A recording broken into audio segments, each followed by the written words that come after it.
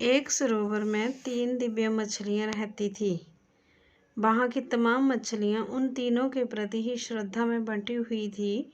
एक मछली का नाम व्यवहारिक बुद्धि था, दूसरी का नाम मध्यम बुद्धि था और तीसरी का नाम अति बुद्धि था।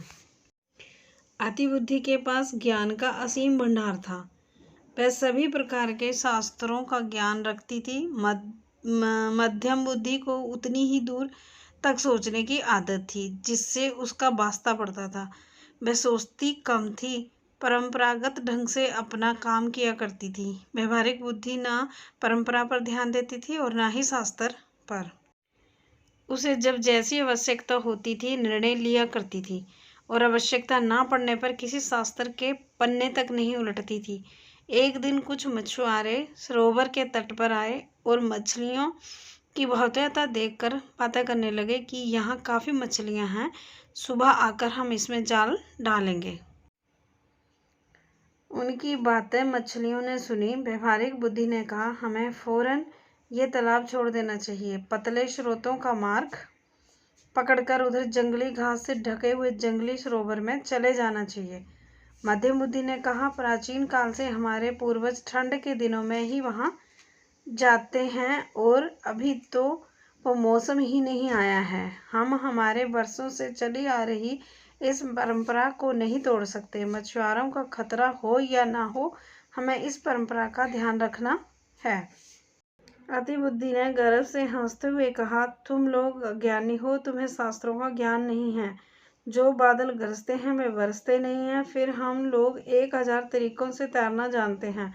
पानी के तल में जाकर बैठने की समर्थता है। हमारी पूंछ में इतनी शक्ति है कि हम जालों को फाड़ सकती हैं। वैसे भी कहा गया है कि संकटों से घिरे हुए हों तो अपने घर को छोड़कर प्रदेश चले जाना अच्छी बात नहीं है। अव्वल तो वे मछुआरे आएंगे नहीं, आएंगे तो हम तैर कर नीचे बैठ जाएंगे, उनके जाल में आएंगे ही नहीं। 1-2 फंस भी गई तो पूंछ से जाल फाड़कर निकल जाएंगे। भाई, शास्त्रों और ज्ञानियों के वचनों के विरुद्ध मैं तो नहीं जाऊंगी। व्यवहारिक बुद्धि ने कहा, मैं शास्त्रों के बारे में नहीं जानती, मगर मेरी बुद्धि कहती है कि मनुष्य जैसे ताकतवर और भयानक शत्रु की आशंका सिर पर हो तो भागकर कहीं छुप जाओ। ऐसा कहते हुए वह अपने अनुयायियों को लेकर चल पड़ी। मध्यम बुद्धि और अति बुद्धि अपने परंपरा और शास्त्र ज्ञान को लेकर वहीं रुक गई।